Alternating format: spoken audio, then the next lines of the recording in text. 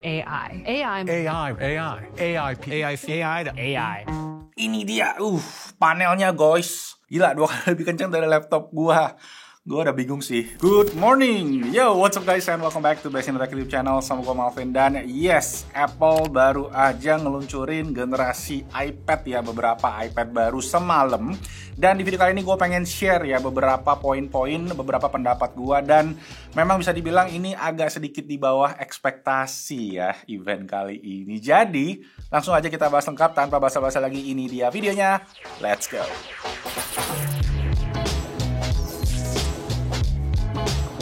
Oke, sebelum kita mulai videonya, kalau kalian yang pengen beli produk-produk Apple, make sure dicek dulu di Blibli. Gue habis belanja nanti ya, kita bikin di Mega Unboxing. Jadi Blibli itu adalah salah satu authorized Apple distributor di Indonesia. Jadi resmi semua produk Apple yang kalian beli di Blibli dijamin ori dan dapat garansi ekstra juga ya. Selain biasanya kalau orang bilang garansi hardware ya, ini di Blibli kalian dapat insurance lagi. Jadi kalau kalian yang jatuh, layar pecah, kena air sampai hilang, itu bisa di cover sama Blibli. Jadi enak banget kan. Jadi kalian gak usah pusing kalau kenapa-napa, bisa diklaim ke Blibli dan after sales-nya bisa gua jamin oke. Nah selain itu juga Blibli juga banyak promo menarik lainnya. Kalau kalian pengen yang cepet ya, ada promo 2 jam sampai. Kalau kalian yang pengen cicilan, itu gratis biaya admin bener-bener 0 rupiah. Gua udah tes, gua udah compare sama e-commerce lain.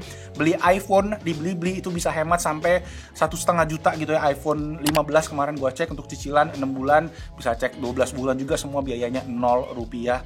Bener-bener asli 0. Jadi kalau kalian nggak percaya, cek aja linknya, nanti gue taruh langsung di bawah. Oke, kita lanjut ke pembahasan event Apple-nya. Oke, jadi semalam Apple ada ngeluarin total 4 iPad dan beberapa aksesoris baru ya. Walaupun memang diantaranya tidak ada iPad mini generasi baru yang ditunggu sama kalian semua, dan gue juga jujur nungguin sih. Cuma memang ada beberapa iPad menarik juga yang kita bakal bahas ya. Karena gue juga jujur ngiler, cuma gue tuh agak bingung gitu ya, upgrade atau enggak gitu, karena udah mulai nggak masuk di Nurul gitu harganya. Ya udah, kita mulai dulu aja dari yang pertama. Ada iPad Air yang terbaru ya. iPad Air baru dengan 2 ukuran. Yes, pertama kalinya iPad Air punya 2 ukuran, yaitu 11 inci dan 13 inci. Secara spesifikasi sebenarnya masih mirip-mirip, cuma bedanya sekarang chipsetnya itu udah pakai M2 yang mana dipakai juga di laptop MacBook Air gua ini. Gila ya, iPad sekencang MacBook Air gitu udah. Plus storage-nya juga ada peningkatan dari yang sebelumnya 64GB, sekarang minimal 128GB. Ya mungkin Apple udah mulai sadar ya, kebutuhan storage semakin tinggi. Nah, selfie kamera udah pindah ke posisi horizontal semua ya. Jadi buat teleponan, zoom, video call gitu semua bakalan aman. FaceTime pastinya. Dan kemudian juga udah ada landscape stereo speaker ya, dan support spatial audio. Dan khusus untuk yang lebih gede, pastinya speakernya lebih mantap, bassnya lebih nampol. Nah, untuk warna dia ada 4, ada warna biru, warna ungu, warna starlight, itu warna kemasan, dan warna space gray. Starlightnya agak ke silver mungkin ya bisa dibilang ya. Dan ini juga masih support Apple Pencil Gen 2 dan juga Magic Keyboard yang lama. Jadi kalau kalian masih bisa beli aksesoris-aksesoris tersebut ya, dan ini nggak harus pakai yang baru, karena iPad Pro yang mesti pakai yang baru nanti. Nah, untuk yang ukuran 13 inci sendiri, ini gua ngerasa ini tuh kayak recycle dari casingnya iPad Pro yang sebelumnya yang 12,9 inci ya. Karena memang ya namanya Pak Tim Cook ya, orang supply chain, jadi dia bisa banget memanfaatkan kondisi dimana ya kayaknya yang case 12,9 inci itu masih banyak sisanya ya. Jadi daripada dia turunin harga, mending gue bikinin satu jenis aja yang baru, iPad Air, yang mana ya spesifikasinya lebih rendah, mungkin dari segi production cost juga lebih rendah, jadi mereka bisa mempertahankan margin. Ya gue nggak tahu sih sistemnya gimana, cuma ya karena ya again Tim Cook orang supply chain ya, jadi otak bisnisnya ya mungkin bekerja seperti itu. Dan sekarang ya iPad punya lini yang agak membingungkan jujur buat gue ya, karena 13 inci Air sama 13 inci Pro kan ya kayak gitu guys. Dan walaupun dia pakai iPad Pro 13 inci punya case, layarnya memang masih layar standar bawaan iPad Air. Jadi panelnya Liquid Retina atau IPS, masih 60Hz, nggak ProMotion. Dan ya secara overall mungkin bezelnya juga sedikit lebih lebar seingat gue ya kalau di iPad Air. Dan ya paling itu sih, nggak ada signifikan banget dari segi eksterior ya, paling cuma ukuran lebih gede. Dan ya tadi dari segi internal M2 chip sama speakernya tadi lebih mantap. Dan harganya sendiri itu mulai dari $599 atau sekitar 9,6 juta rupiah, dan 13 inci dari $799 atau 12,8 juta rupiah. Udah dijual katanya di Apple Store, yang mana di Indonesia masih nggak tahu. Cuma nanti kalau udah ada di Blibli pasti gue juga akan heads up ya, either di YouTube atau di social media Basenotek yang lainnya. Jadi itu tadi yang pertama, iPad Air. iPad lebih terjangkau dan buat orang yang mungkin profesional muda atau yang baru mulai berkarir di bidang kreatif. Next, ini dia yang menurut gue paling exciting, paling menarik, walaupun kayak gue bilang tadi di awal gue agak ragu karena harganya. Yes, iPad Pro yang mana sekarang udah keluar versi yang lebih tipis. Ini bisa dibilang gadget paling tipisnya Apple ya, produk Apple paling tipis setelah stikernya Apple. Yes, dia ada ukuran yang sama, masih 11 dan 13 inci, tapi bodinya all new ya. Tebalnya cuma 5,3 mm untuk yang 11 inci, dan yang 13 inci itu 5,1 mm aja. Nah, bodinya pakai bahan graphite sheet dan copper untuk di bagian logo Apple-nya ini ya. Jadi ada perbedaan bahan sedikit yang gua penasaran, pengen pegang rasanya, karena ya iPad selalu enak gitu kan dipegang kan. Nah, katanya dengan menggunakan bahan ini dia bisa kasih 20% thermal performance lebih baik, dan lebih dingin lah bisa dibilang gitu ya. Dan jujur gue sendiri jarang banget ngerasa iPad sampai panas gitu ya. Tapi nggak tahu yang M series karena gue sendiri masih pakai iPad Pro yang 2018. Nah, mungkin ini saatnya gue pensiunkan iPad Pro gue, dikasih ke anak mungkin atau dijual. Komen di bawah. Oke, selanjutnya ini dia panelnya guys. Panelnya OLED ya. Pertama kali di iPad pakai OLED. Walaupun ini OLED-nya bukan kayak OLED standar kayak Samsung gitu-gitu mungkin ya. Ini adalah tandem OLED. Apa sih itu? Dia tuh OLED-nya dikasih 2 lapis. Yang mana bikin katanya tingkat keterangan brightness-nya lebih tinggi. Katanya sustain-nya bisa 1000 nits, dan untuk peak brightness-nya bisa 1600 nits di HDR. Itu tuh terang banget guys ya. Jadi untuk penggunaan indoor maupun outdoor harusnya aman. Dan OLED sendiri memang banyak kelemahan itu di bagian brightness. Memang rata-rata OLED sebelumnya itu mantok di peak brightness 300 nits, 400 nits. Nah, ini bisa sampai 1000 nits. Jadi ini bakalan oke banget gue rasa. Dan gue sendiri karena udah coba OLED, itu tuh susah banget guys balik ke panel biasa kayak gitu ya, karena hitamnya OLED itu tuh luar biasa dan bikin mata kita tuh kayak, pertama kali gue liat panel OLED tuh gue masih inget banget waktu itu gue beli TV LG C9 waktu gue pertama kali pindah rumah beli TV OLED tuh ya, kayak mind blowing banget, bener-bener warnanya luar biasa, kayak real life banget gitu warnanya, karena se-vivid itu ya, kayak bikin otak kita mungkin agak puff gitu. Nah, ini gue penasaran banget, makanya pengen cobain. Dan ini layarnya disebut sebagai Ultra Retina XDR sama Apple, karena ya banyak banget ya fitur-fiturnya tadi ya, masih promotion juga. Dan ini juga akan ada pilihan nano texture glass atau yang bisa dibilang pakai panel matte, yang mana gue sendiri udah pakai di iPad mini gue ini ya. Jadi dia ada screen protector ya kalau gue, tapi nanti kalau di Apple dia itu di bagian layar dalamnya ini aja. Dan itu pun juga di opsinya cuma ada di varian yang 1 TB dan 2 TB. Dan untuk kalian beli yang nano texture glass tadi, itu akan ada cost ekstra $100. Ya menurut gue sih mending beliin screen protector atau tempered glass yang matte aja ya. Jadi keywordnya adalah MATTE, matte atau doff matte sih harusnya. Dan selain itu juga yang menarik lagi di sini adalah penggunaan chip M yang baru, M4 ya, M4. Yang mana katanya 2 kali lipat lebih kenceng dari M2. Gila, 2 kali lebih kenceng dari laptop gua. Gue udah bingung sih buat apa penggunaan dayanya. Cuma nanti kita akan bahas juga karena ada software upgrade juga di sana. Nah, intinya di sini M4 chipset baru. Jadi 4 performance core dan 6 efficiency core, 10 core totalnya ya. CPU performance-nya 50% lebih tinggi dari M2, 4 kali rendering performance ketimbang M2. Jadi kalau kalian render video lebih cepat 4 kali, yang kita akan nanti pasti tes ya. Pemakaian baterai juga kurang lebih sama dengan power yang sama, katanya dia itu bisa menggunakan power setara M2, tapi setengah aja powernya. Kurang lebih dapat ya gambarannya ya.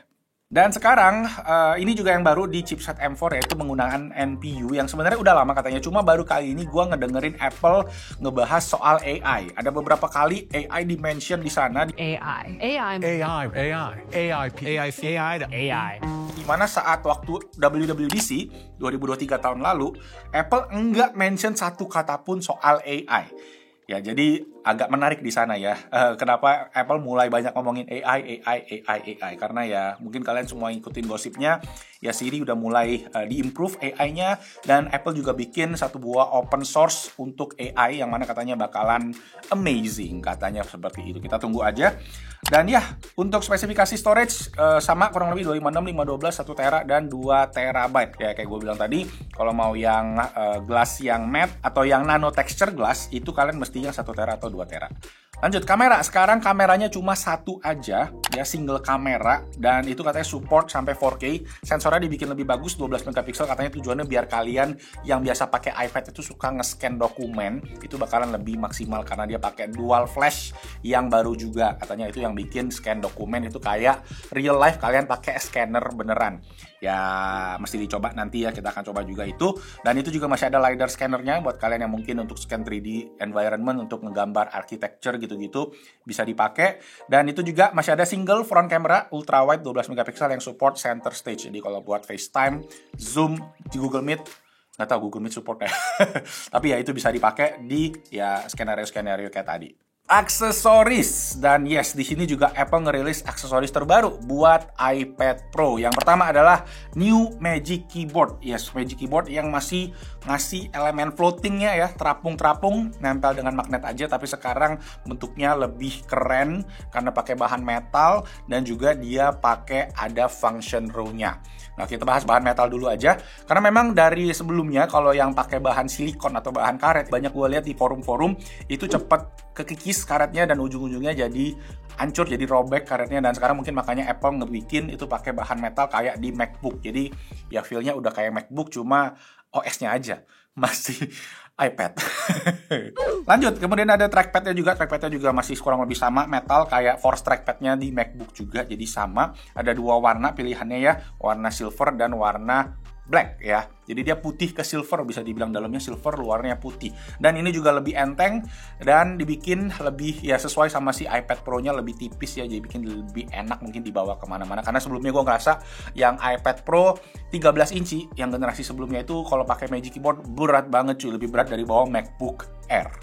Selain itu juga ada Apple Pencil baru, namanya Apple Pencil Pro. Yes, tinggal nunggu aja Apple Pencil Pro Max. Nah, yes, Apple Pencil Pro banyak banget fiturnya, lumayan menarik. Kalau buat gue sendiri, gue nggak karena gue bukan seniman, bukan art yang gimana banget, ya gue nggak ngerasa mungkin bakal kepake buat gue. Jadi fitur-fiturnya kayak tadi, squeeze for option, ada haptic feedback engine, ada gyroscope-nya, dan support Find My. Jadi kalau kalian yang suka kehilangan pensil ya, kalau di videonya kemarin tuh kayak desainer, ya itu bisa dipakai si fiturnya tadi. Untuk harganya sendiri, yang 11 inci starts dari $999 atau sekitar 16 juta rupiah, dan yang 13 inci starts dari $1299, jadi beda $300 atau di 20,8 juta rupiah. Sama ya untuk availability-nya dengan si iPad Air tadi. Untuk aksesoris, iPad Pro Magic Keyboard itu di $299 atau sekitar 4,8 juta, hampir 5 juta ya. Dan Apple Pencil Pro di $129 atau 2 juta rupiah. Kalau kata Apple itu sangat affordable, ya 2 juta pensil. Jadi ya silahkan kalian lihat. Kalau gue sendiri mungkin gue akan keker iPad Pro yang 11 inci, karena kayak gue bilang tadi, gue pasti pakai iPad Pro yang 2018. Gue nggak ganti-ganti karena gue ngelihat ya perubahannya minim. Cuma yang ini cukup signifikan ya. Berarti berapa tahun itu awetnya iPad Pro gue? 6 tahun. Dan actually sekarang juga banyak dipakai sama anak gue untuk nonton YouTube ya, ketika memang jatahnya dia nonton. Jadi ya sekarang mungkin udah saat yang tepat untuk gue mengganti iPad Pro tersebut. Dan kita akan coba bahas lengkap tadi ya, kurang lebih seperti apa. Cuma ya tadi balik lagi, sayang banget iPad mini tidak ada penerusnya. Cuma ya ada good news-nya, karena iPad yang 10th generation yaitu turun harga. Dan turun harganya nggak nanggung-nanggung loh, sampai 25% bisa dibilang ya. Dari sebelumnya yang $449 jadi $349. Jadi turun dari 7,2 juta ke 5,6 juta. Nggak tahu nanti di Indonesia bakal seperti apa. Jadi menurut gua jangan beli iPad yang 10th generation dulu kalau kalian pengen beli iPad Air yang lama aja ya. atau iPad Air yang CPO gitu kalau masih ada, karena gue pernah beli yang CPO dan bagus. Oke, sisanya sih lebih banyak ke bagian software ya. Pertama dari Final Cut Pro, itu untuk video editing tools-nya udah mulai diperbanyak ya, lebih optimal di touchscreen device. Katanya ada optimalisasi juga, bisa 2 kali rendering speed-nya lebih tinggi dibandingin sama M1. Ada live multicam, kalau kalian yang emang Final Cut Pro addict ya, bisa dipakai juga, ada aplikasi Final Cut Camera sekarang katanya. Itu bisa di iPhone, jadi iPhone-nya bisa langsung streaming ke iPad kalian untuk multi camera gitu ya, kayak tinggal ditekan-tekan aja. Kayak gampang, cuma ya gue agak bingung sih, itu kayak niche banget bisa dibilang fungsinya untuk orang yang ya mesti berkarir di bidang profesional dan yang mau mengoptimalisasikan hardware mereka semua dengan Apple gitu, iPad, iPhone gitu kan kameranya ya kalau bisa dilihat ya. Kemudian juga ada Logic Pro 2. Logic Pro 2 buat kalian yang musician, gue dulu pernah belajar pakai Logic Pro sendiri di MacBook ya, dan itu memang bisa dibilang untuk MIDI, untuk bikin lagu juga salah satu yang paling oke, salah satu yang bisa bilang standar industri. Dan sekarang udah bisa banyak fitur-fitur baru, ada session player, ada Chroma Glow, ada stem sweater ya, jadi masih banyak untuk kalian yang suka bikin lagu, mungkin akan kebantu. Cukup pakai iPad aja udah bisa bikin lagu komplit ya, di Skenario Studio juga nanti bisa kepake. Tapi ya itu sih, gue mesti mungkin nyari teman-teman atau kalian, ada dari kalian yang bisa gue interview atau bisa gue ajak collab seputar penggunaan kreatif dari si iPad sendiri, boleh banget DM gue atau di komen di bawah, nanti kita reach out ke kalian. Dan ya paling itu sih dari segi software, ada beberapa doang, dan nanti yang banyak mungkin akan ada di WWDC ya, karena Tim Cook udah ngasih kode nanti di WWDC bakal lebih heboh urusan software. Tapi ya WWDC kan memang lebih banyak buat developer kan, namanya aja WW itu Worldwide Developer Conference DC-nya. Jadi ya ditunggu aja untuk soal software, karena gue rasa tahun ini Apple bakal banyak ngomongin AI, karena udah mulai di-mention nih di sini ya, di event Apple bulan Mei ini. Dan ya itu tadi, terakhir plot twist-nya adalah semua tadi direkam menggunakan iPhone ya. Jadi video-video tadi sama kayak waktu kemarin launching MacBook ya, yang MacBook Pro direkam pakai iPhone, dieditnya pakai Mac, dan ada tambahan terakhir diedit menggunakan iPad. Dan gua harus bilang emang launchingnya videonya keren banget sih. Gue selama 30 menit itu mata gue kayak kekunci gitu lihat, karena transisinya videonya, terutama yang video yang ada emoji meletus itu ya, itu keren abis sih. Jadi emang ya event Apple wajar sih selalu ditunggu. Kemarin kalau nggak salah peaknya itu bisa sampai 600-700 ribu yang nonton gitu. So ya, itu tadi untuk Apple event Mei. Kalau gue bisa simpulin ya, iPad Pro menarik, cuma udah mulai terlalu niche ya, bikin jadi bingung. Ya dari segi harga juga udah agak kurang masuk di Nurul ya. Udah mendekati harga MacBook Pro. Cuma memang sebagai alat multimedia consumption, iPad bisa dibilang masih nggak ada lawan sih. Ini buat nonton YouTube, nonton Netflix, nonton video-video gitu masih paling ultimate sih menurut gua ya. Tablet-tablet lain belum bisa mengimbangi. Gue harus bilang seperti itu ya, karena kualitas multimedianya tadi, dari layar, dari speaker, dari user experience pakai iPad ya, ini semuanya tuh udah the best gitu ya. Memang ya itu, kalau dibuat alat profesional aja yang gue ngelihat masih terlalu limiting iPad OS-nya. Ya gimana menurut kalian sendiri soal Apple event Mei ini? Boleh banget kita diskusi di kolom comment section di bawah. Dan paling kalau ada info-info tambahan, gue juga akan nanti tulis aja di deskripsi atau di kolom comment section. Karena ini pagi-pagi banget gue langsung syuting dari notes-notes yang gue catat kemarin. Semoga ya nggak ada yang miss. Oke, itu aja. Thank you so much yang udah nonton. Nama gue Malvin. I'll see you guys on the next video. Ciao. Sayang ya, iPad mini dengan layarnya yang jelly-jelly ini tidak ada update. Tapi kayak masih lama sih, apalagi OLED. Promotion dulu aja deh, 120 Hz biar nggak jelly-jelly gitu layarnya ya.